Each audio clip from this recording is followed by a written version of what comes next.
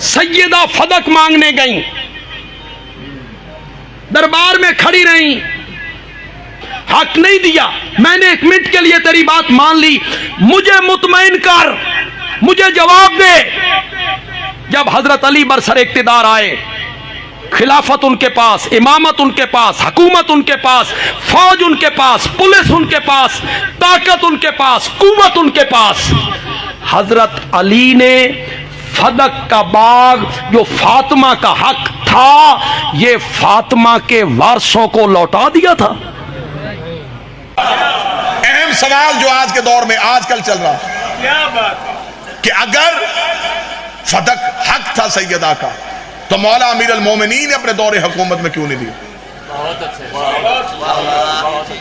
ये वो सवाल है जो सोशल मीडिया पे इन दिनों में इतना गर्दिश कर रहा है।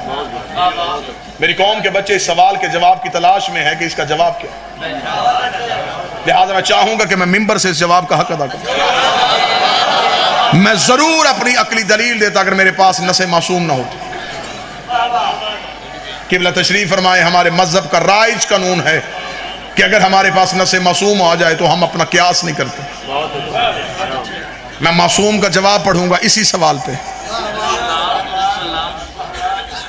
और बादशाह हुसैन की इज्जत की कसम है, मासूम के जवाब में इतना हुस्न होता है। मैं जवाब दूंगा तो उसमें कोई और सवाल पैदा हो सकता है, लेकिन जब मासूम जवाब दे कोई सवाल पैदा ही नहीं होता। इमाम से यही सवाल किया गया, मैं जवाब पढ़ूंगा, दाद मुझे नहीं, खराज अपने मौला को पेश करना। मौला से पूछा गया, मौला जब अमीर अल मोमिनीन का दौर था तो फतक वापस क्यों नहीं किया गया? मौला ने फरमाया, मैं बिल्कुल वो लफ्ज पढ़ने लगा जो किताब में मनाकब में। मौला ने फरमाया, हम आले मोहम्मद का ये मजाज है, जो चीज हमसे जुल्मन छीन ली जाए हम उस पर दोबारा इख्तियार इसलिए नहीं करते कहीं जालिम की सजा में कमी ना हो जाए। जिसे जवाब अच्छा लगा है वो हाथ उठना चाहिए था। जो चीज हमसे जुल्मन छीन ली जाए हम दोबारा उस पर इख्तियार इसलिए नहीं करते कहीं जालिम की सजा में कमी ना हो। रसूल ने मक्का छोड़ा, सुन्नी किताबों में लिखा है। रसूल का आबाई घर जिसमें रिसालत माब रहते थे, जो जनाब अब्दुल्ला और जनाब अब्दुल मुत्तलब का घर था, जब रिसालत माब ने मक्का छोड़ा तो अबू लहब ने उस घर पे कब्जा कर लिया। जब रसूल मदीना से फतेह मक्का पे वापस पलटे, सहाबा ने कहा, या रसूल अपने घर नहीं जाएंगे? फरमाया, नहीं, जिसने कब्जा किया है मैं उसकी लानत के सिलसिले को नहीं रोकना चाहता।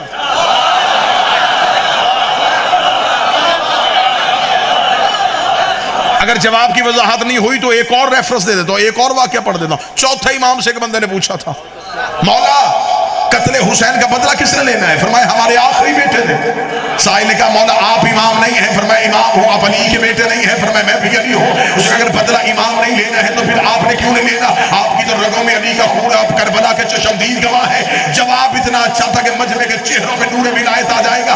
इमाम ने फरमाया, अगर मैं बदला लूंगा तो सिर्फ इस दौर के यजीदियों से लूंगा, बदला 12वें ने लेना है ताकि हर दौर के यजीदी से ले सके।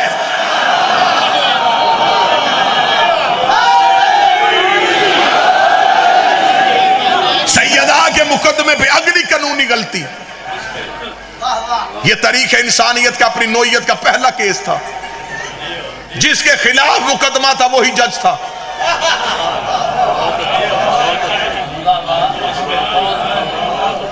ये मुकदमा हाकम सुन ही नहीं सकता था, ये केस काजी ने सुनना था। हाकम ने किस इख्तियार के तहत इसे सुना?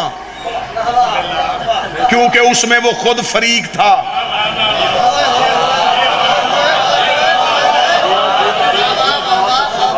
सरकार, हम तो इसलिए तैयारी कर रहे हैं कि मैंने अपनी जिंदगी में, मेरा ख्याल है, उतनी मजलिसें नहीं पड़ी जितनी पेशियां भुगती। मुझे अदालतों के मिजाज का पता है।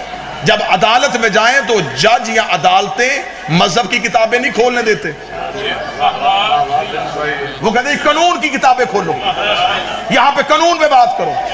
तो लिहाजा 114 मैंने वो नकाइश निकाले कि अगर कभी हमें बुलाया जाए और हमें कहा जाए कि मजहब की किताबें बंद करो, तो हम पाकिस्तान का कानून सामने रख के भी साबित कर सकते हैं कि ज़हरा कल भी हक में थी, आज भी हक में। जिसके खिलाफ मुकदमा था उसने केस को कैसे सुना और पहली पेशी में फैसला कैसे हो गया। हाकिम ने यह कह के फदक वापस लिया था कि इसमें उम्मत का हक है, तो हाकिम ने बाद में उम्मत को दिया क्यों नहीं।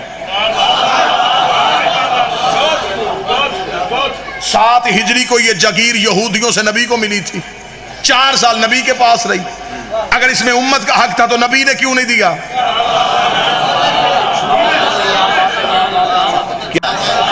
दादा उस्ताद किबला मरहूम वाले आज़म इस्माइल कहा करते थे 2 चीजें अपने बच्चों को रटा दो, एक फदक और एक गदीर, फिर घर घर में मनाजर हो जाएगा। बुजुर्गों के ज़हनों में मुबल्लिग आज़म की तस्वीर है। मुबल्लिग आज़म मुनाजरा कर रहे थे, मुनाजरे का मौजू था जनाजा रसूल और हक के बतूल। नबी का जनाजा किसने पढ़ा है और सैयदा को हक को किसने महरूम रखा था। सुबह से लेकर शाम तक मुखालफ मेज पे मौलवी बदलते गए। इधर अकेला मौलाना इस्माइल, शाम के वक्त उधर से एक मौलवी तलू हुआ। उसने कहा इस्माइल मनाजरे का मौजू फरमा जनाजा रसूल हक के बतूल। उसने कहा एक सवाल का जवाब जो और किताबें बंद कर दे। मौलाना इस्माइल ने कहा कौन सा सवाल। उसने कहा पहले ये बता तुम शिया नबी को जिंदा समझते हो। मौलाना इस्माइल का बेशक हम जिंदा समझते हैं। उसने कहा हाजिर, फरमाया हाजिर, मौजूद, मौजूद। उसने कहा किताबें बंद कर, तेरा मनाजरा बनता ही नहीं। जो जिंदा हो तो जिंदा का जनाजा कैसा, जो जिंदा हो तो जिंदा की विरासत कैसी। या तो नबी को मुर्दा कहो फिर जनाजे में बहस करो, फिर विरासत में बहस करो। अगर नबी जिंदा है तो जिंदा का ना जनाजा होता है ना जिंदा की विरासत होती है। जिन बुजुर्गों के ज़हनों में मुबल्लिग आज़म मौलाना इस्माइल की तस्वीर है, मुझे आज भी आजाद है कि मेरे शहर में वो मर्द कलंदर सोया हुआ है जिसने नगर नगर जमाने को सैयदा का हक मनवाया था। मुबल्लिग आज़म ने अपने शागिर्दों से कहा किताबें बंद करो, संदूकों में वापस रखो। मुनाजरा खत्म हो गया, मौलवी उठ के खड़ा हो गया। उसका मौलाना इस्माइल ऐसे तो नहीं जाने दूंगा, माइक में ऐलान करके जा कि तुम हार के चला गया है। मौला इस्माइल उठे, माइक में खड़े होकर कहने लगे अल्लाह ने अभी तक वो माँ ही पैदा नहीं की जिसके बतन से ऐसा बच्चा पैदा हो जाए जो मौलवी इस्माइल को हरा के चला जाए। उसका मेरे सवाल का जवाब दे के जा। उसका तूने सवाल किया है कि जिंदा का जनाजा नहीं होता, जिंदा का विरसा नहीं होता। एक बात तू भी मान, जिंदा का खलीफा भी कोई नहीं होता। खिलाफ थे तू वापस कर।